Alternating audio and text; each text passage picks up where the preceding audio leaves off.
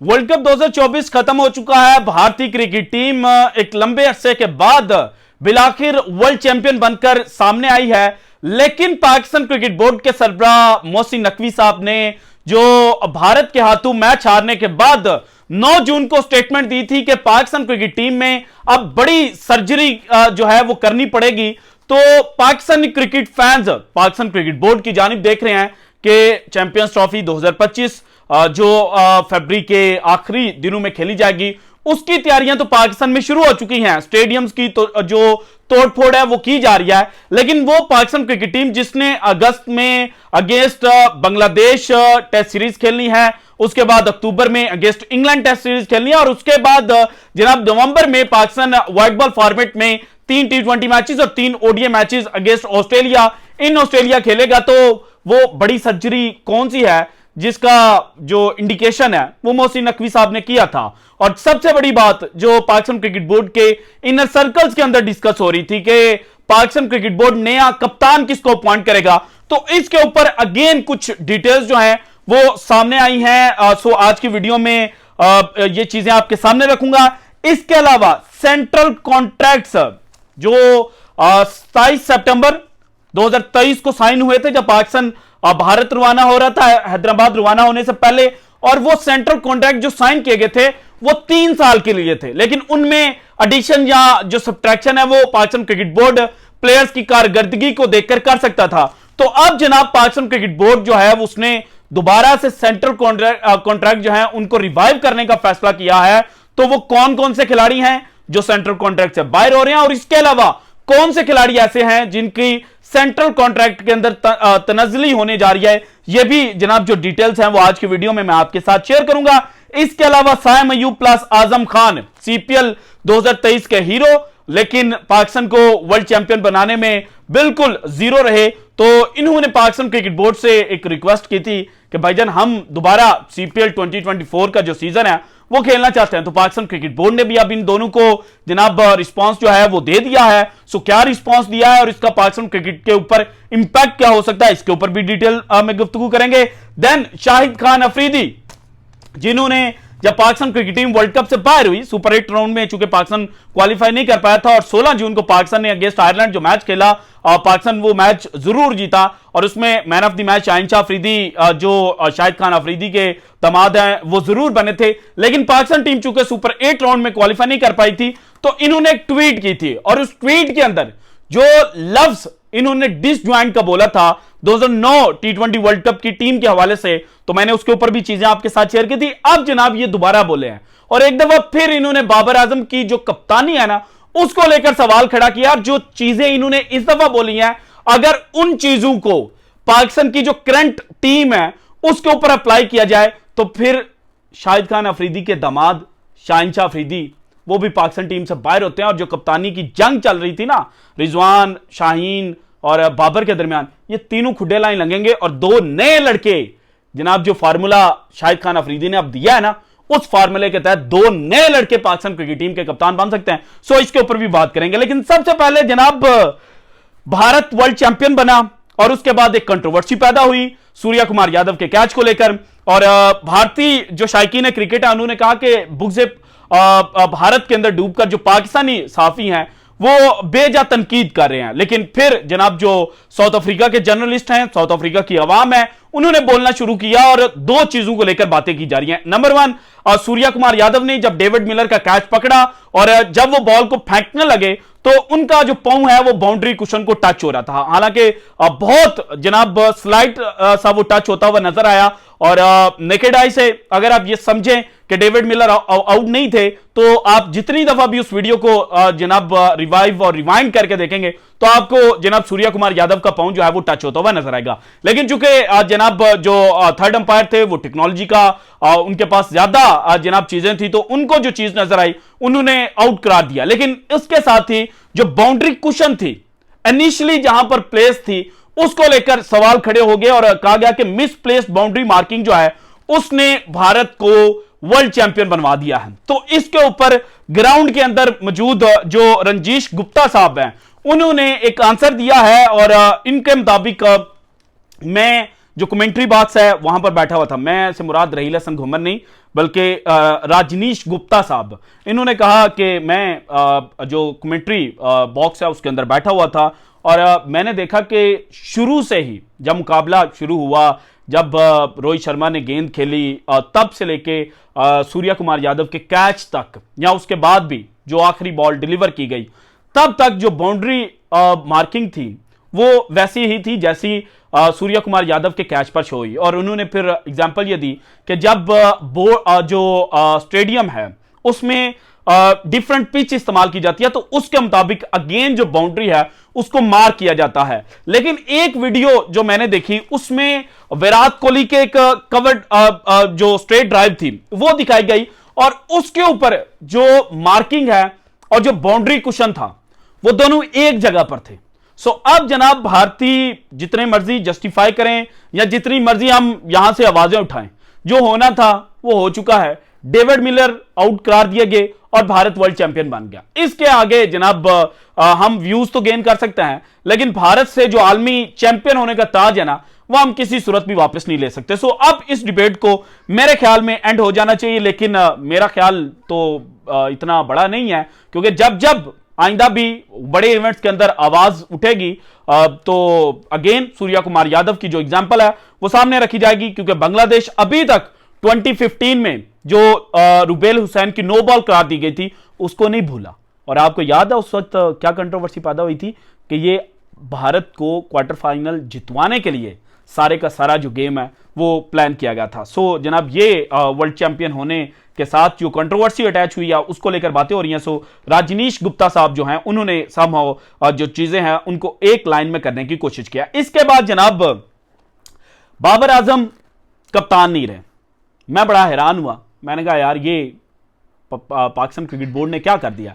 लेकिन बाद में जब मैं खबर की डिटेल में गया तो पता चला कि बाबर आजम जो हैं वो कनाडा की जो ग्लोबल T20 लीग है जो 25 जुलाई को शुरू होगी और जनाब 11 अगस्त तक चलेगी, इसमें चूंकि वो वैंकूवर नाइट्स को रिप्रेजेंट करेंगे और वैंकूवर नाइट्स में बाबर आजम है जो पहली दफा ग्लोबल T20 खेलेंगे। उसके अलावा मोहम्मद रिजवान हैं जो लास्ट ईयर भी खेले थे, लेकिन तब लास्ट ईयर वैंकूवर नाइट्स के जो कप्तान थे वो रसी वेंड्रेडसन थे जिनका ताल्लुक साउथ अफ्रीका से है। इसके अलावा मोहम्मद आमिर भी जनाब इसी टीम का हिस्सा होंगे। देन आसिफ अली, ये चारों पाकिस्तानी स्टार जो हैं वो इसी टीम का हिस्सा होंगे। तो जो वैंकूवर नाइट्स है उन्होंने मोहम्मद रिजवान को जनाब अपनी जो फ्रेंचाइज है उसका कप्तान मुकर्रर किया। सो ये चीज भी क्लैरिफाई होगी। इसके अलावा शाहीन शाह अफरीदी भी इसी लीग के अंदर खेलते हुए नजर आएंगे, वो टोरंटो नेशनल्स की नुमाइंदगी करेंगे और जनाब मोहम्मद नवाज भी इसी टीम को रिप्रेजेंट करेंगे। देन बंगला टाइगर्स को रिप्रेजेंट करेंगे इफ्तिखार अहमद। और आजकल आपको जनाब प्रैक्टिस सेशंस की और जिम के अंदर ट्रेनिंग की वीडियोस भी नजर आती होंगी। तो मैं सोच रहा था कि जनाब वर्ल्ड कप से पहले तो यह कहा गया था कि खुदा का खौफ करें और मीडिया इंटरेक्शंस हो रहे थे, लेकिन जिम की जो वीडियोस हैं वो तो नहीं लगाई गई थी। तो अब जैसे ही जो लीग क्रिकेट आई है तो देन जनाब प्रैक्टिस वीडियोस भी आ गई। देन जो जिम के अंदर जो जनाब वजन उठाने की सकत है वो भी हमारे खिलाड़ियों के अंदर पैदा हो गया। इसके अलावा जनाब साइम अयूब प्लस आजम खान, इन्होंने एनओसी मांगा था पाकिस्तान क्रिकेट बोर्ड से और पाकिस्तान क्रिकेट बोर्ड ने इनको एनओसी देने से इनकार कर दिया है। सीपीएल 2024 के अंदर ये हमें खेलते हुए नजर नहीं आएंगे और इनके ऊपर एलिगेशन ये पुटअप किया गया है कि ये 2 लीग्स जो हैं वो खेल चुके हैं। सो जनाब जो पाकिस्तान क्रिकेट बोर्ड ने फार्मूला सेट किया है कि 2 से ज्यादा लीग्स जो हैं वो सेंट्रली कॉन्ट्रैक्टेड और डोमेस्टिकली जो कॉन्ट्रैक्टेड प्लेयर्स हैं वो नहीं खेल पाएंगे, तो इसलिए इनको एनओसी जो है वो इस दफा सीपीएल के लिए नहीं दिया जाएगा। इसके अलावा जनाब पाकिस्तान क्रिकेट टीम के जो खिलाड़ी हैं जिनके सेंट्रल कॉन्ट्रैक्ट्स जनाब खत्म हो जाएंगे और जो सेंट्रल कॉन्ट्रैक्ट की लिस्ट से बाहर और नजर आ रहे हैं उनमें शादाब खान बी कैटेगरी के अंदर थे, लेकिन अब जनाब यह कहा जा रहा है कि शादाब की चूंकि परफॉर्मेंस कोई इतनी अच्छी नहीं है तो इनको जो अगले साल के लिए सेंट्रल कॉन्ट्रैक्ट है वो नहीं दिया जाएगा। Then Mohammad Nawaz again central contract नहीं हासिल कर पाएंगे।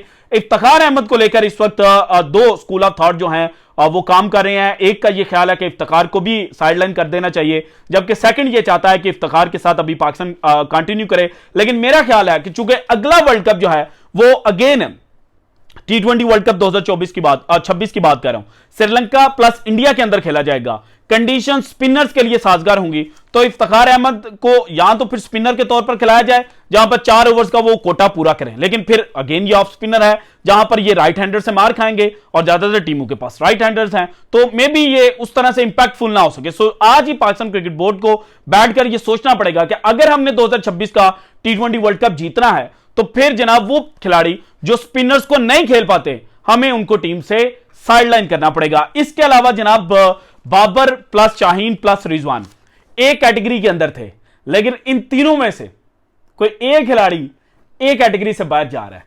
इसके ऊपर जनाब अभी सिर्फ इशारे बयान किए जा रहे हैं और उन इशारों के ऊपर मैं ज्यादा बात नहीं करूंगा, लेकिन इन तीनों में से कोई एक खिलाड़ी जो जनाब एक कैटेगरी है उससे बाहर होगा, उसके बाद ये एहतजाज करेगा और एहतजाज क्या रंग लाएगा आपको बेहतर पता है मेरे से। सो इसके अलावा अब जनाब जाते जाते आपको शाहिद खान अफरीदी और आईसीसी ने जो पाकिस्तान को खुशखबरी सुनाई है और इंग्लैंड के साथ और जनूबी अफ्रीका के साथ धोखा किया उसके ऊपर भी बात करते हैं, बल्कि पहले आईसीसी के ऊपर बात कर लेते हैं। जब पाकिस्तान सुपर 8 राउंड में क्वालिफाई करने में नाकाम हुआ तो कहा गया कि पाकिस्तान को वर्ल्ड कप 2026 के लिए क्वालिफाइंग राउंड जो है वो खेलना पड़ेगा, लेकिन मैंने उस वक्त भी कहा था कि जनाब ऐसा नहीं होगा। सो अब जनाब जो आईसीसी है उन्होंने teams to get qualified for T20 world cup 2026 वो जारी कर दिया है और इसमें होस्ट कंट्रीज हैं इंडिया एंड श्रीलंका। सो ये ऑब्वियसली दोनों कंट्रीज जो हैं वो T20 वर्ल्ड कप 2026 के लिए क्वालिफाई कर चुके हैं। इसके अलावा सुपर 8 राउंड से जिन टीमों की डायरेक्ट क्वालिफिकेशन हुई है उनमें अफगानिस्तान है, ऑस्ट्रेलिया है, then Bangladesh, England, South Africa, USA and West Indies. इसके अलावा बेस्ड ऑन रैंकिंग चूंकि 12 टीमें जो हैं उन्होंने इनिशियली जनाब जाना था, 2 होस्ट कंट्रीज हो गई, 8 सुपर 8 की टीमें हो गई और फिर 2 टीमें बचती थी जो जनाब बेहतरीन रैंकिंग की वजह से क्वालिफाई करना था, लेकिन चूंकि इंडिया सुपर 8 में भी था, बल्कि वो तो फाइनल के चैंपियन के तौर पर सामने आए। सो ऑब्वियसली वो जनाब होस्ट प्लस पिछले वर्ल्ड कप में सुपर 8 राउंड में पहुंचने की वजह से पहले क्वालिफाई कर चुके हैं। सो 3 स्लॉट्स अवेलेबल थे और इन 3 स्लॉट्स में आयरलैंड, न्यूजीलैंड एंड पाकिस्तान जो है वो क्वालिफाई कर चुके हैं, जबकि 2 टीमें जो हैं वो यूरोप क्वालिफायर से सामने आएंगी, देन एक टीम आएगी ईस्ट एशिया पैसिफिक क्वालिफायर से, देन एक अमेरिका क्वालिफायर से, उसके बाद 2 टीमें आएंगी एशिया क्वालिफायर से एंड देन 2 टीमें आएंगी अफ्रीका क्वालिफायर से। सो इस तरह से 20 टीमें जो हैं वो कंप्लीट होंगी। इसके अलावा जनाब आईसीसी ने जो वर्ल्ड कप 2024 के टीम ऑफ द टूर्नामेंट है वो अनाउंस की है और इंटरेस्टिंगली चैंपियन टीम के 6 खिलाड़ी एडअप किए गए। रोहित शर्मा, सूर्य कुमार यादव, हार्दिक पांड्या, अक्षर पटेल, जसप्रीत बुमराह, अर्शदीप सिंह।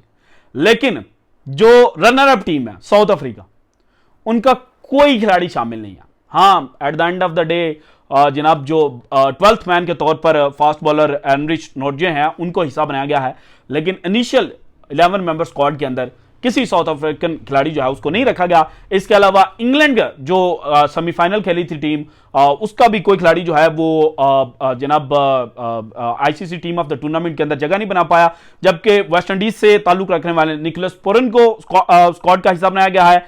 इसके अलावा ऑस्ट्रेलिया से ताल्लुक रखने वाले मार्कस स्टोनस ये भी टीम का हिस्सा है। देन रहमानुल्लाह गुरबाज जिनका ताल्लुक अफगानिस्तान से है, ये as a wicket keeper batsman खेलते हुए नजर आ रहे हैं। उसके अलावा राशिद खान और फजले अफरूकी जो हैं इनको भी जनाब जो स्क्वाड है टीम ऑफ द टूर्नामेंट है उसमें जगह दी गई। अब जनाब at the end of the day Shahid Khan Afridi बड़े ओपनली बाबर आजम को क्रिटिसाइज कर रहे हैं और जो लेटेस्ट इनकी मीडिया टॉक हुई उसमें इन्होंने कहा कि बॉडी लैंग्वेज कप्तान की नहीं थी। तो मैं बड़ा हैरान हुआ, मैं और परेशान भी हुआ कि यार इतने सीनियर खिलाड़ी हैं और ठीक है बाबर आजम में भी कप्तान अच्छा ना हूं, बाहर कर देना चाहिए, लेकिन इस वर्ल्ड कप की हद तक अगर देखा जाए, पाकिस्तान पहला मैच हारा, 30 गेंदों के ऊपर पाकिस्तान ने 46 रन डिफेंड करने थे अगेंस्ट यूएसए। रिवर्स स्विंग हो रही थी और हमारे मायानाज बॉलर जो हैं वो डिफेंड नहीं कर पाए। चलें मैच पहले 4 ओवरों के अंदर थोड़ा सा हमने खींचा और आखिरी ओवर के अंदर 15 रन चाहिए थे, हारिस रऊफ को 14 रन लगे, लेकिन उस ओवर के अंदर भी शाहीन शाह अफरीदी के हाथों से कैच छूटा था। सो इसमें कप्तान की गलती क्या है? चले मान लेते हैं यहां पे बॉलिंग पाकिस्तान कर रहा था, कप्तान की बॉडी लैंग्वेज नहीं थी। अगेंस्ट इंडिया पाकिस्तान 48 गेंदों के ऊपर 48 रन नहीं चेस कर पाया। कप्तान तो ड्रेसिंग रूम के अंदर बैठा हुआ था, वो तो आउट हो चुका था, बड़े बड़े नाम अंदर थे।